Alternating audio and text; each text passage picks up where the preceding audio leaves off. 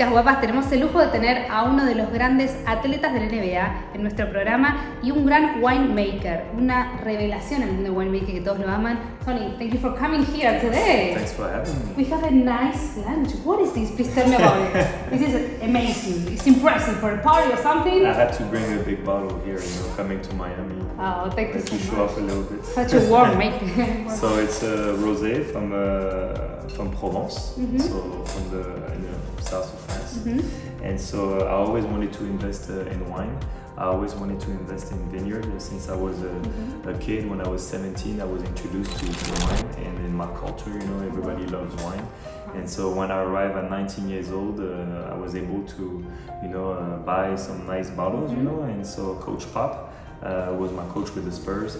He was a big wine collector. He has like 3,000 bottles, and so that's how we connected, with wine. You started connecting by being a collector. Exactly. What's your favorite bottle? You have any special one? That's a tough question. Tough question. Because I like wine in general, but if I had to go to an island and I can only take one bottle, I would take a bottle from Bordeaux, the Bordeaux region. Yeah, that'd be my favorite. Let's talk about that. Manu Ginobili, Roberto, Spurs, you were like colleagues with him. And do you remember any special moment, like in asado, we usually, at barbecue in Argentina, we usually drink wine. It's like a special moment. Do you remember any moment with him, with wine? But we did a lot of dinners, A lot of wines. Exactly, a lot of wines, and that was our thing, Every road trip we'll go to dinners and we'll get together. And I know that in Argentina they love the meat, they love like great meat. Yes. So every time I went to Argentina, I had great dinners, and they always brought me to the best places, to eat the meat. So that's why with Manu we always like drinking red wine, and the whole team, we enjoy nice dinners. It was a great way for us to connect. We were very social group. And I always knew that when I retire, I would like to invest in a vineyard. It's very hard to invest in good ones because it stays in families or they already take it. Yes, I was Very yesterday hard. watching Very a documentary about that. And they say that it's a lot also about marketing, about the most expensive wine, right? No, I mean, it's very hard. But I think with all that knowledge and all those people pouring their talent into the wine, the rosé, I think we're going to be able now to keep it. I think the premium ones, you're going to be able to keep it for like 4 or 5 years, and it's going to be better and better. Now you can drink this in a very, very nice restaurant with great food, and I think you're going to be able to drink rosé all year long. Especially in Miami, in a place like this. I'm talking about when the weather is good. We have to say that rosé all day for the girls. Rosé all day, so for us. Everything is handmade, everything is natural. I think people will try it, will be very happy with the results. People, they're very happy. They recognize the product. And because my partner in this project, Michel Rédier. He's really well famous in winemaking. He's famous in winemaking. He's been in the business for 25 years. Wow. What is the favorite part of working in the winemaking? Because you have a lot. You have the marketing, you have the tasting, you have the sommeliers, you have the public. For me, is when we did all the parcels, So you have parcel 1, 2, 3, 4, 5, and you do the mix, and you try, and then you're like, I'm going to put some more of this one and put this one. Like the alchemic. Exactly. And when you do the mix, and then you drink, and you're like, okay, that's the one. That's the Mascaron 2023. I love that part of the mixing and making the wine. And in that moment, what do you feel? You have like an instinct or? Yeah, instinct. But we have a whole team. We have a whole team. You have the director. The director of La Mascaron. Her name is Natalie. She's a woman. And we work with the director of Cos d'Estournel, Dominique. That's the guy. And it's a whole team, and so they all share, their knowledge and their opinions and stuff like that. So it's pretty cool to watch because me, I'm still considering myself like a rookie, even if I've been drinking for 25 years, I will never be like a master like them. I like to learn. And so I love to be in that room at that particular moment.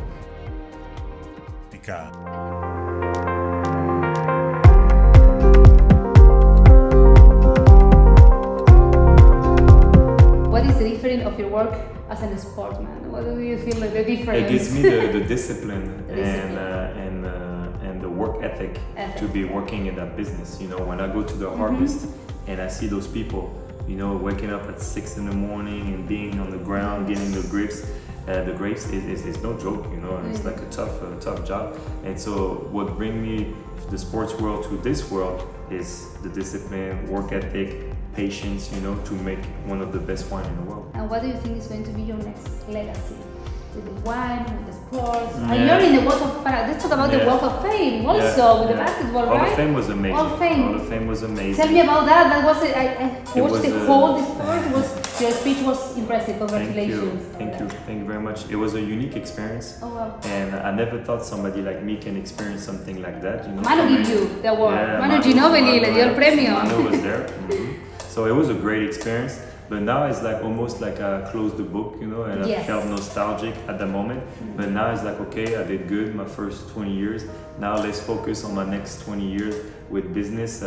I really want to attack it like I did my basketball career. I want to do the same thing in the business. But I think it's so important to share your message because a lot of people maybe have My message is always the same, and it was in my speech in the Hall of Fame, is when I see somebody and he talks to me about his project and stuff like that, I say always dream big, you know, dream big. And when you say your dream to somebody and he's not laughing at you, you don't dream big enough.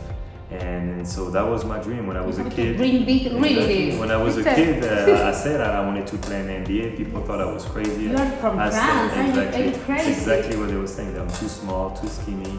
And at the time, it was no European point guard to make it in NBA. So when I said I wanted to become the first European point guard to make it in NBA, they were like, never. So now I'm the one who's laughing, but I dream big, you know. With so your that's star why, and everything. Yeah, that's what I tell now to the people if they want advice, or the kids at my academy. I'm animated about that now. I want to give back to the next generation. And I think it's super important also to talk. I love your message, but about how do you can change your path career Yeah, for sure. in your life, because now you're doing like a deeply passion, another career and investment. My mentality on this is anybody can do whatever they want. You know, it's just That's the that message. It takes time. You know, it takes time. But takes if time. you really want to learn, you can. You know, I'd rather try and fail, because before you're gonna have the success, you're gonna fail a lot. You know, but that's the only way to have success. And so for me, I'd rather try and fail, and one day I'm gonna make it, than being scared and then you live like with regrets, you know. And so if I don't like the if I did this or if I did that, just do it and see what happens. Exactly. I love it. It's not an option to wait. Thank you so much. No, thank you. Thanks for having me. And the last question. Yes. What It's are- for you, the bottle? Yes. Are you kidding me? Keep it. That's I'm so happy.